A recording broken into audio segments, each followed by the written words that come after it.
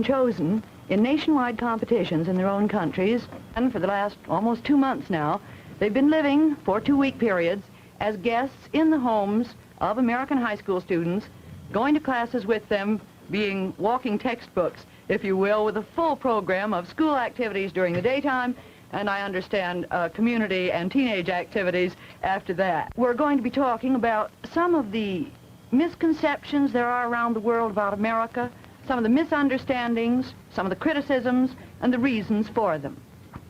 This half hour is simply a chance to give you an idea of what goes on for much longer than half-hour periods when this group of 32 students or any portion of the group gets together. First, here is Peter Hudson from the UK. He lives in Newcastle. Shortly after he was born, though, Peter was taken to Hong Kong, where his father was in government service, and when the war broke out, he and his mother were separated from his father, who spent the whole war as a prisoner of war. Peter and his mother were in refugee camps in the Philippines, later lived in Australia, finally got back to England just as the war ended. Peter is now head prefect of his school and a champion debater.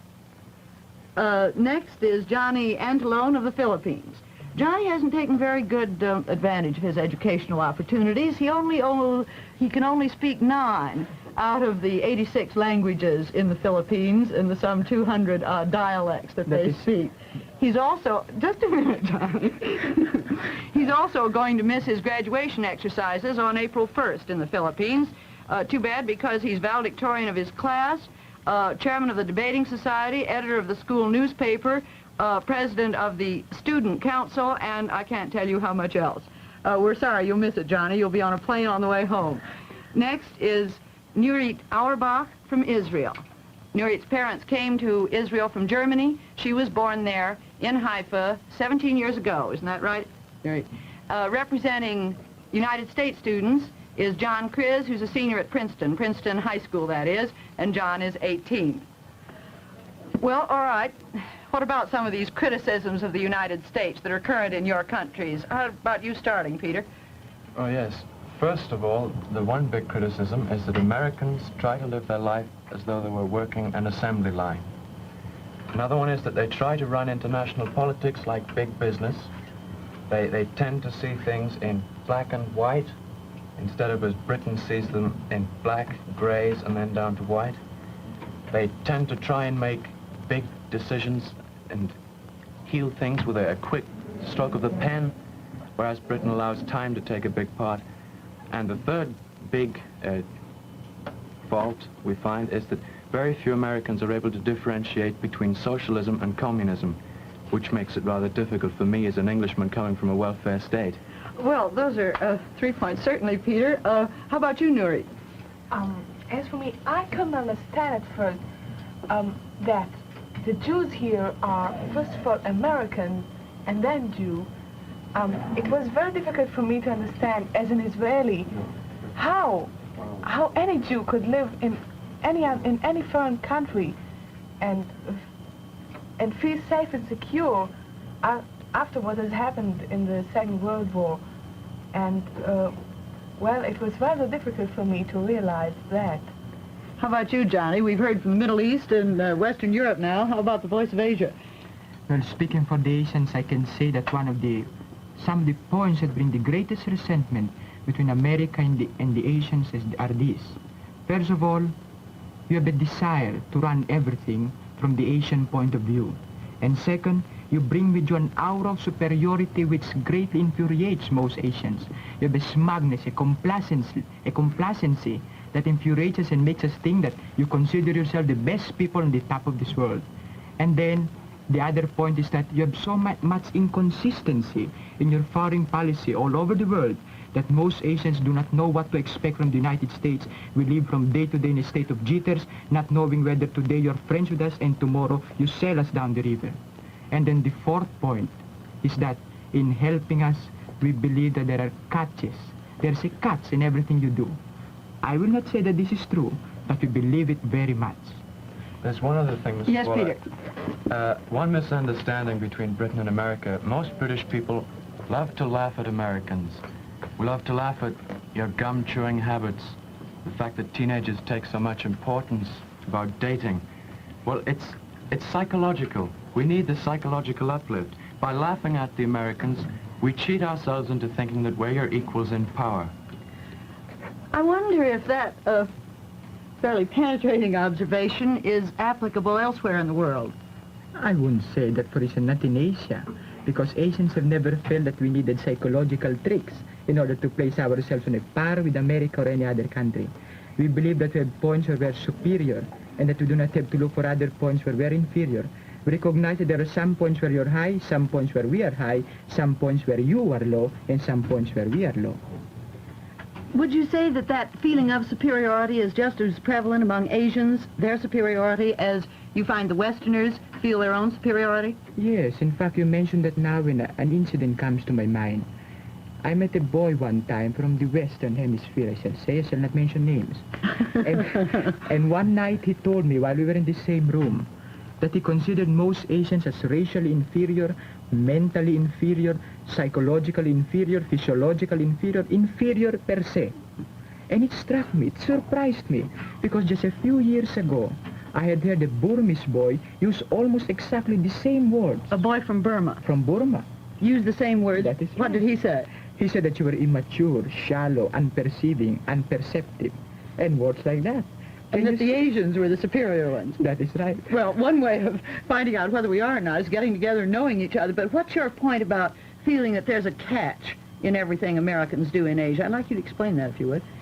You see, Asians look at the United States helping other countries in this way. In helping other countries, you make them so strong that they become powerful competitors or may become powerful rivals. Now, this is like slicing your own throat. We can hardly believe that you would do this without some ulterior motive, so that we believe that anything you give with the right hand must in some way be shadowed with the left. Now, wait a minute, Johnny. Well, That's a prejudice. Are you knitting your brow, John? Well, I don't quite see that the way he says this, there are misunderstandings on both parts, and yet I don't quite think that he says that we do everything with an ulterior motive. But then, don't we treat, when we find our own neighbors in trouble, don't we treat them in exactly the same way in which we help the other peoples of the world who are less fortunate than we? by the way, when I said, I did not use I, that I believe it. I said that that is the general feeling in Asia, that there is something, a catch in all your motives and in all your purposes in Asia, and for that matter, throughout the world. You see, it may or it may not be true, but it is a fact that such a feeling exists and persists, and that is one of the greatest points that separates the East from the West. I'm sorry, go ahead, John. Well, what are you going to do about it? Do you think you can do something to dispel this? To dispel this is not our part. Since we suspect you, it is for you to make advances or to do some things that will cause us to believe you more, to trust you more, to feel that you're capable and worthy of our trust and confidence. Well, but for example, Johnny, we've been giving a great deal of aid to Asia. Yes, but you see, I will tell you. When you give aid sometimes to countries, you come there with that air, you know, where you say, well, our way is best. Your way is not so good. And if you don't take our way, well, that's just too bad. But you see how you are, you backward peoples, you don't know what you're doing. We know what we are doing. In other words, there are times when they force aid upon us at a time when we do not like it. Or if they do not force aid upon us, you sometimes give us this aid without giving us a chance to participate in helping to build ourselves. That's what I meant when I was saying that America tended to employ big business tactics in world international politics.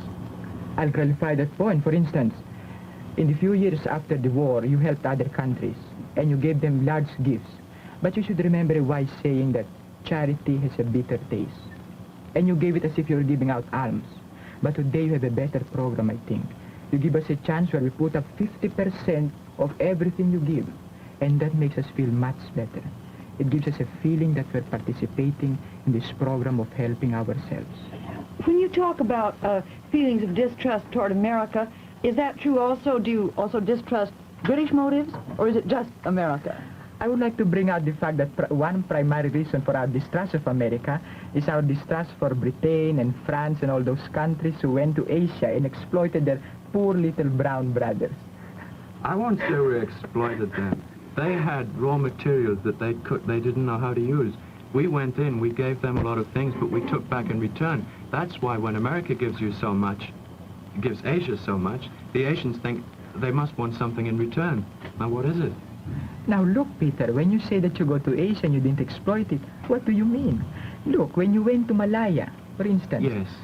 Did you give them a chance to be educated on the same level? Did you give them public school educations?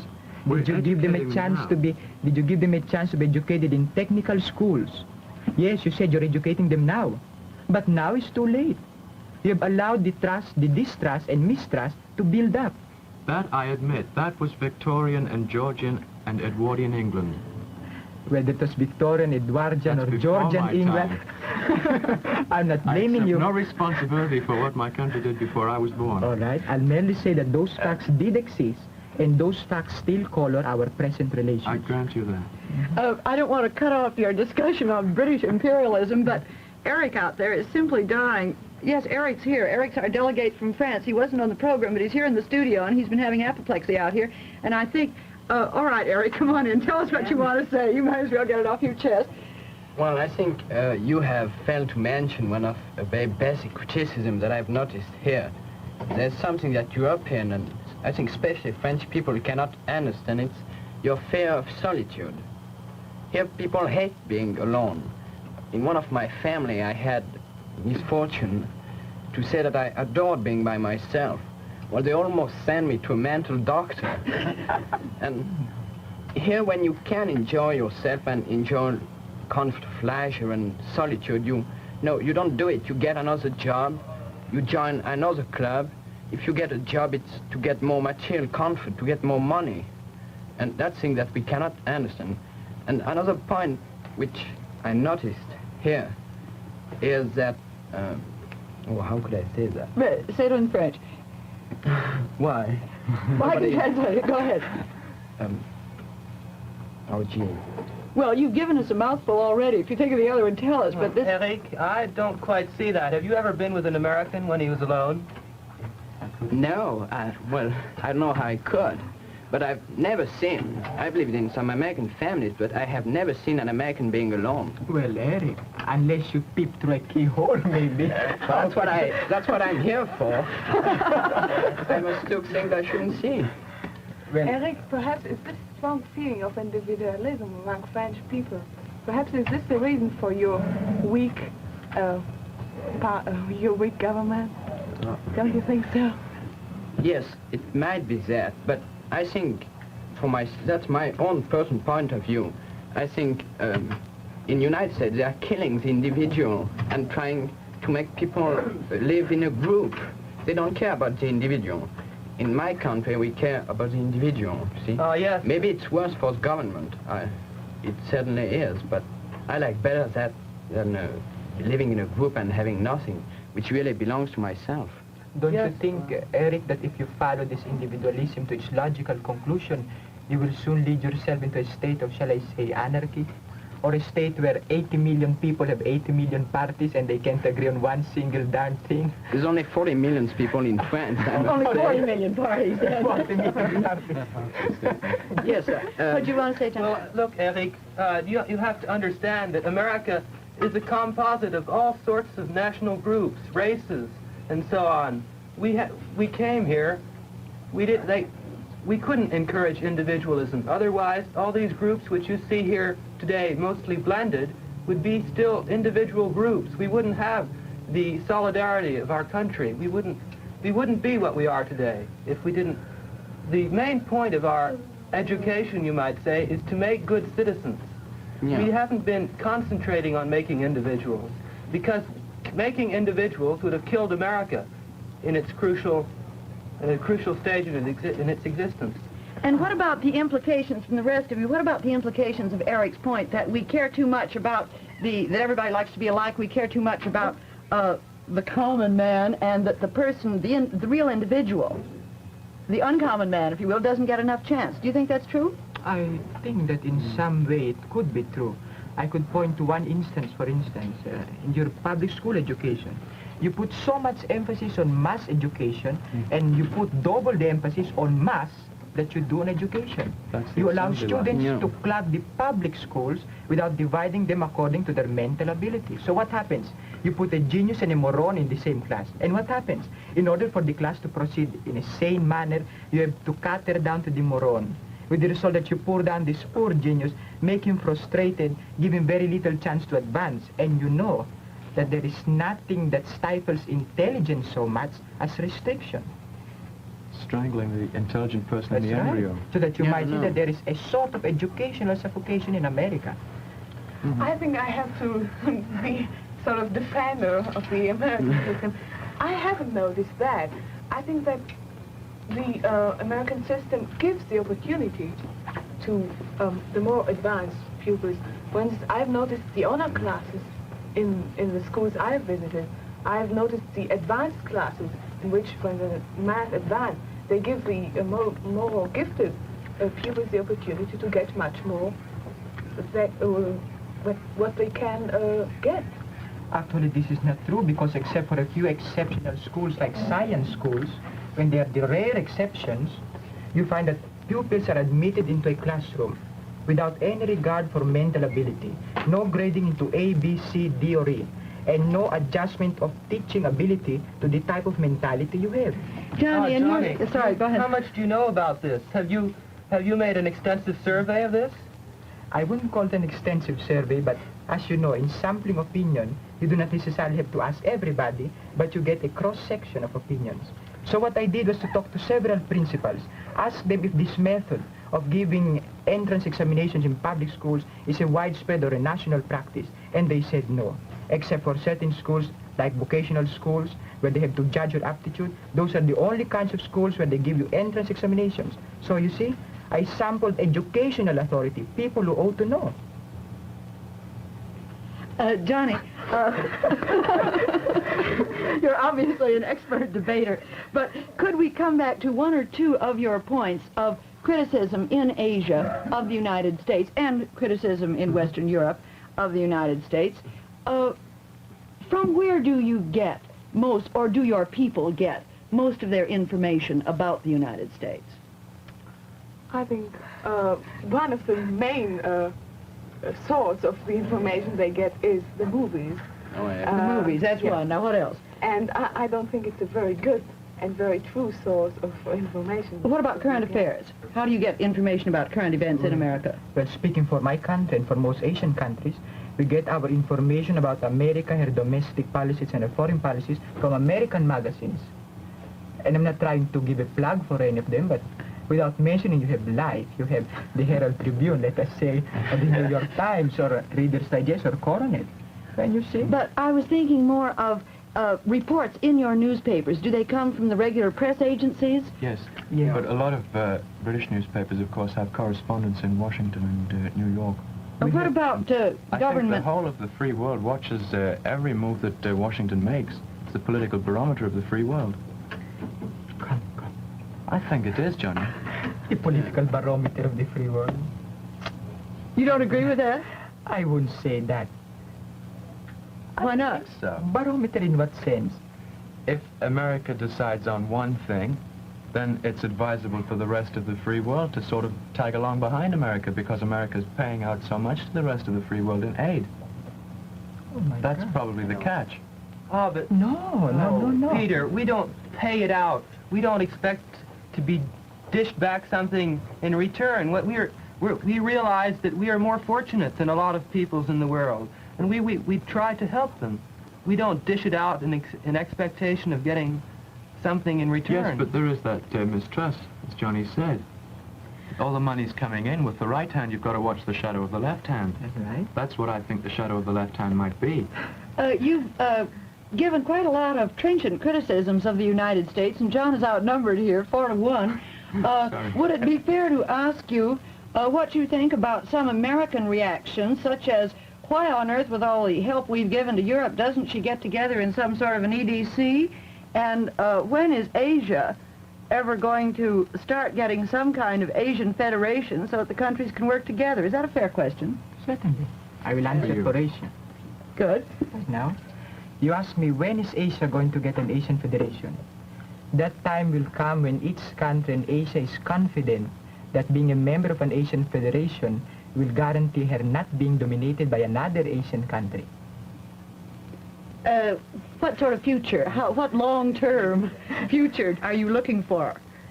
We're looking toward the time when we can disregard countries like India, because look, if they go into a federation, an Asian federation, they will naturally dominate that federation, and we don't like that. We want to wait. We want to wait until the time when we're strong enough to be able to tell India where to get off. And we, and we think that day isn't far off. Today we prefer unilateral agreements with the United States, single agreements, where we can trust the United States, at least my country can. Well, we hope you have the time. Of course, I'm guilty of what Peter says all Americans are guilty of, wanting to get things done in a hurry. But do you sincerely think that the threat is so slight that you will have all this time to wait? You know, that is one thing. Most Asian countries live so near communist China, and communist China is daily growing a greater menace. And yet, there is less fear in most Asian countries of communism than I have noticed in America. Or at least, we do not publicize communism so much in the Philippines or in other Asian countries as much as you do in the United States. Is it because your Magsaysay has gotten rid and has found a good solution to get rid of communists in the Philippines? Yes. Now, when I say this, I'm speaking entirely for Filipinos. You see, when you have a sense of security at home, you're inclined to feel secure about the rest of the world. So that when President Magsaysay lessened the threat of communism to such a great extent in the Philippines, we feel much secure now, more secure. Is it fair to ask now about this European Federation? Eric's over there, too. He ought to give you some support. Well, I think what Johnny told for Asia is quite true. We don't want a nation to become too powerful in a European community.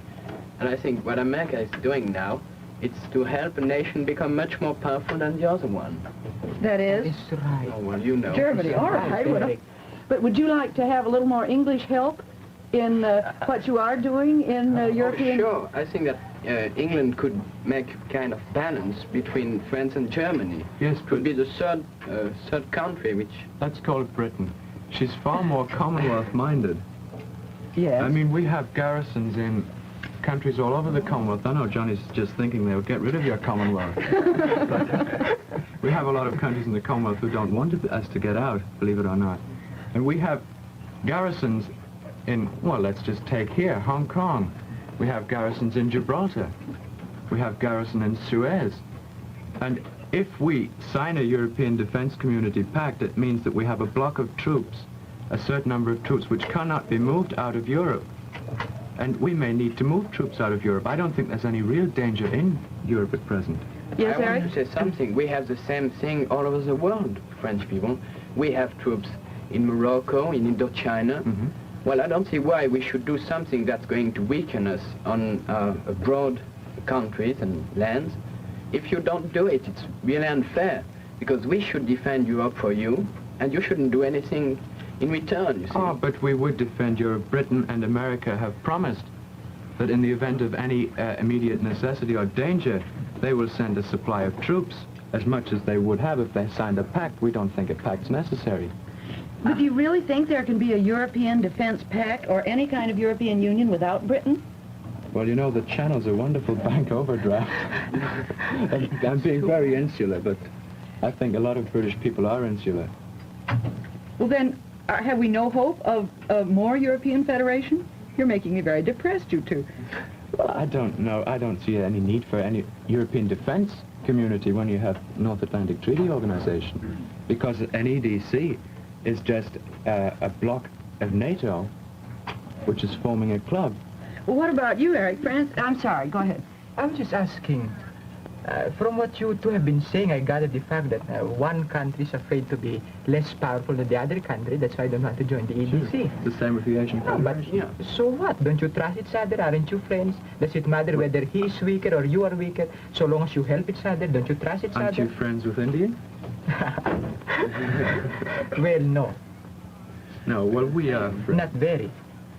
I would say that beside the Asian situation is different. Each country, most of the countries in Asia are trying to gain a distinct personality. So we cannot afford to join an amalgamation at this time, because that would erase our personality entirely. And you don't that is think what we feel. You don't think from what Eric said that France is trying to maintain a distinct personality of being individualistic and different? They can come in a federation because they already have distinct personalities of their own. It is just a meeting of friends. Whereas if Asians come together, Asian countries which are new, that would be just like running one piece of hot plastic into another hot piece of plastic, and we don't want that.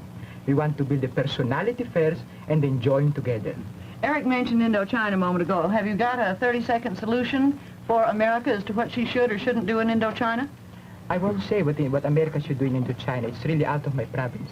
But I do want to say that the people of Indochina desperately want their own freedom, their own right to call their country their own.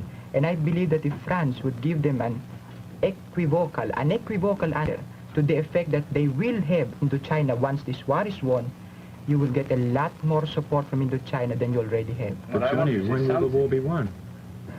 I'm not a prophet. Well, isn't that more or less what happened in the Philippines? There was a serious communist menace in there until after the war, and the Filipinos really began to, the Americans left completely, and the Filipinos really began to deal with the problem themselves, and now Magsaysay seems to have it pretty much under control. That is true, John, because when America left us to remove the communist threat in our own country, we had the country to fight for. I'm sorry, that's a good note to end on. I think in all fairness to the students who have willingly expressed many of their criticisms of the United States for our edification, I ought to quote you in closing a word that Johnny said just a little while ago. He said one of the things that he likes best about the United States is that when you talk to people here about the future, they talk as if there was going to be one. Till next week, then, at the same time, this is Helen Waller saying goodbye for the New York Herald Tribune.